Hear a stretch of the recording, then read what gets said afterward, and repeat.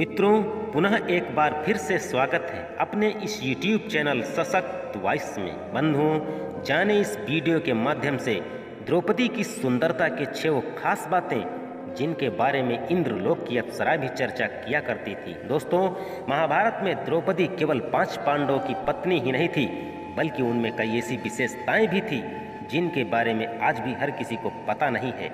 बंधुओं, द्रौपदी के वो 6 अद्भुत रहस्य हैं कौन? यह जानने के लिए आप वीडियो अंत तक जरूर देख लीजिएगा। मैं प्रयास यही करूंगा कि कम से कम शब्दों के साथ बिल्कुल सरल भाषा में आपको विधिवत जानकारी दे सकूं। दोस्तों, आइए जानते हैं द्रौपदी की सुंदरता की सबसे पहली विशेषता के बारे में। उनकी सबसे पहली विशेषता ये थी कि वे अग्नि में जन्मी होने के कारण उनके चेहरे पर था अद्भुत तेज। द्रौपदी का रंग सांवला और उनके नयन नक्श इतने मनमोहक थे कि उन्हें देखने वाले देखते ही रह जाते थे। सांवले रंग के कारण द्रौपदी का एक नाम कृष्णा भी था। द्रौपदी राजा द्रुपद द्वारा किए गए यज्ञ कुंड से उत्पन्न हुई थी, इसीलिए उन्हें यज्ञ सैनी भी कहा जाता है। अग्नि से उत्पन्न हुई द्रौपदी के चेहरे पर इतना तेज था कि उन्हें देखने वाला कोई भी व्यक्ति उनसे प्रभावित हुए बिना रह नहीं पाता था, और क्रोध के दरमियान द्रौपदी का चेहरा अग्नि के समान और भी क्रांतिकारी हो उठता था। और द्रौपदी की सुंदरता की दूसरी अद्भुत विशेषता यह थी कि उनकी दिखने वाली कोमल काया मजबूत बहुत थी। महाभारत की कहानी के अनुसार द्रौपदी की काया सुंदरता के साथ ही साथ कोमलता में भी परिपूर्ण थी। उनकी त्वचा किसी शिशु से कम कोमल नहीं थी, लेकिन जब द्रौपदी को क्रोध आता था या फिर बल की आवश्यकता होती थी तो वही कोमल द्रौपदी कठोर मांसपेशियों वाली यज्ञसेनी बन जाया करती थी। उन्हीं कोमल द्रौपदी को देवी काली का रूप भी माना जाता है। द्रौपदी के मनमोहक नयन नक्श उन्हें और भी सुंदर बनाए रखते थे। और द्रौपदी की सुंदरता की तीसरी अद्भुत विशेषता यह थी कि वे फिर से कौमार्य प्राप्त कर लेती थी, यानी कि द्रौपदी हमेशा एक 16 वर्ष की कन्या की तरह 5 पति होने के बावजूद भी कुंवारी बनी रहती थी। उन्हें महर्षि वेद व्यास ने कौमार्य का वरदान दिया था। द्रौपदी जब भी एक पति से दूसरे पति के पास जाती थी तो उस दरमियान द्रौपदी वापस अपना कौमार्य प्राप्त कर लेती थी।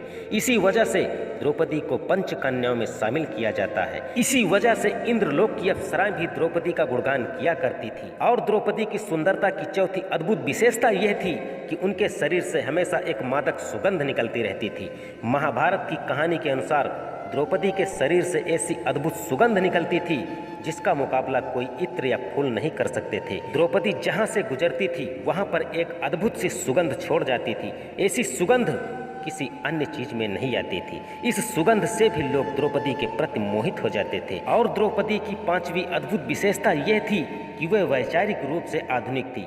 द्वापर युगों में स्त्रियों के लिए कई तरह की सीमाएं निर्धारित की गई थी, लेकिन द्रौपदी की वैचारिक अभिव्यक्ति उन्हें काफी आधुनिक बनाए रखती थी।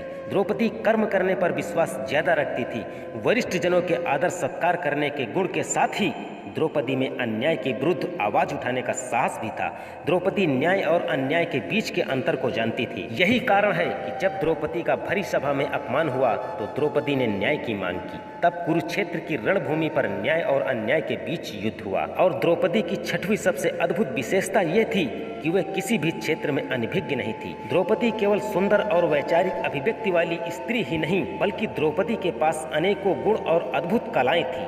द्रौपदी बहुत भावुक होने के साथ बुद्धिमान भी थी। साथ ही द्रौपदी को नृत्य, गायन, पाकशाला, राजनीति, समाज शास्त्र आदि विषयों का ज्ञान भी था। द्रौपदी जीवन के विपरीत समय में भी सकारात्मक रहने का प्रयास करती थी। जैसे पांचाल नरेश की पुत्री द्रौपदी विपरीत समय में भी वन में संघर्ष करती रही, लेकिन उन्होंने कभी कर्म करना नहीं छोड़ा और हिम्मत भी नहीं हारी। दोस्तों, आशा करता हूं कि आज की इस वीडियो से आपको सीखने को बहुत कुछ मिला होगा, और यदि इस वीडियो से कुछ सीख मिली हो तो हमें कमेंट करके अवश्य बताएं।